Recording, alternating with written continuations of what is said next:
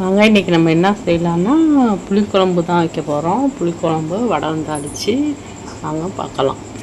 என்னடா புளிக்குழம்பு அவ்வளோ ஓவியமாக காட்டேன்னு நினைக்காதீங்க. புரட்டாசி மாதங்கிறதுனால புளிக்குழம்பு வந்து 2-3 காய்கறி போட்டு கொண்டக்கடலை போட்டு செய்கிறேன். வாங்க பார்க்கலாம். ஃபஸ்ட்டு எண்ணெய் ஊற்றி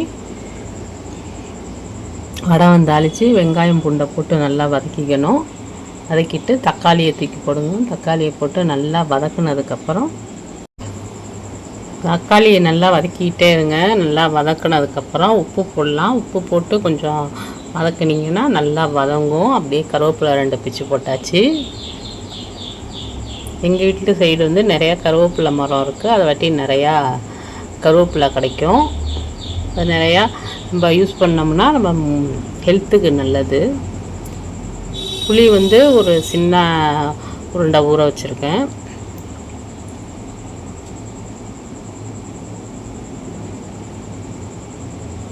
காய்கறி போட்டுக்கலாம். பரங்கிக்காய், கத்திரிக்காய், வாழைக்காய் ஒன்று கட் பண்ணியிருக்கேன். இதை போட்டு நல்லா வதக்கிக்கோங்க. இது கொஞ்சம் நல்லா வதங்கினதுக்கப்புறம் கொண்டக்கடலையை போட்டுக்கலாம். வேக வச்சு எடுத்து வச்சுருக்கேன்.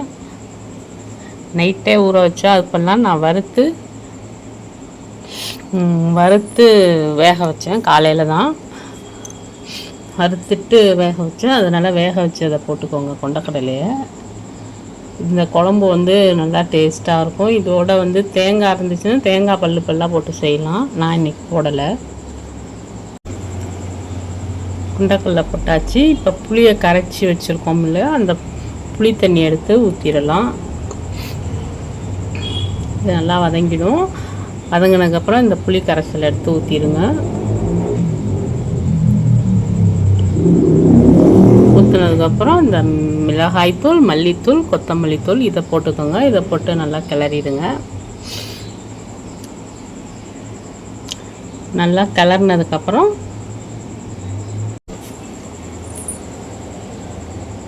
தண்ணி பார்க்கணும். தண்ணி பார்த்து சரி பார்த்து தண்ணியை ஊற்றி மூடி வச்சிட்டிங்கன்னா, குக்கரில் செய்கிறேன்னு வெயிட்டு போட்டுருவேன்னு நினைக்காதீங்க. மூடி வச்சு தான் கொதிக்க விடுவேன்.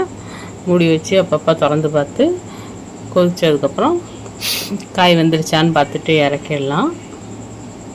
இந்த புரட்டாசி மாதம் சைவத்துக்காக ஒவ்வொரு குழம்பாக வைக்கிறப்ப இந்த மாதிரி ஒரு குழம்பு வெறும் காய் போட்டு செய்யாமல் ஒரு நாள் கொண்டக்கடலை, ஒரு நாள் அந்த மொச்சக்கொட்டை அந்த மாதிரி செய்யலாம். பருப்பு உருண்டை குழம்பு, அதிலே பக்கடா குழம்பு, கொஞ்சம் டிஃப்ரெண்ட்டாக குருமாலே பல விதம் இருக்கும். சாம்பாரில் பலவித சாம்பார், அரைச்சி விட்ட சாம்பார் இருக்கும், தாளித்த சாம்பார், கிள்ளி போட்ட சாம்பார், மிளகாத்தூள் சாம்பார், அந்த மாதிரி நிறையா சாம்பார்லேயே பல விதம் இருக்கும். அப்புறம் வந்து கிளறு சாதம் இந்த மாதிரி செஞ்சு இந்த மாதத்தை ஓட்டிடலாம்.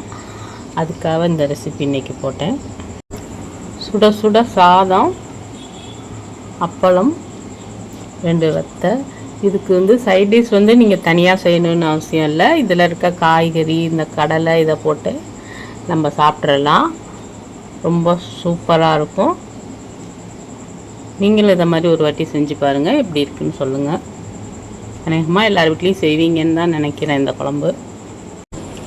அப்புறம் என்னங்க, நல்லா சாப்பிட்டுட்டு ஒரு குட்டி தூக்கத்தை போட வேண்டியதான் இனிமேல். ஓகே, பாய். மற்றும் இன்னொரு வீடியோவில் பார்க்கலாம். நம்ம வேலையை நாம செய்யணும் சார். உலகம் 1000 சொல்லும், வாழ்ந்தாலும் ஏசும், தாழ்ந்தாலும் ஏசும், வையகம் இதுதானடாங்கிற மாதிரி உலகம் 1000 சொல்லும். நம்ம மனசாட்சிக்கு தெரியும் நம்ம எப்படின்னு ஓடிக்கிட்டே இருக்கு.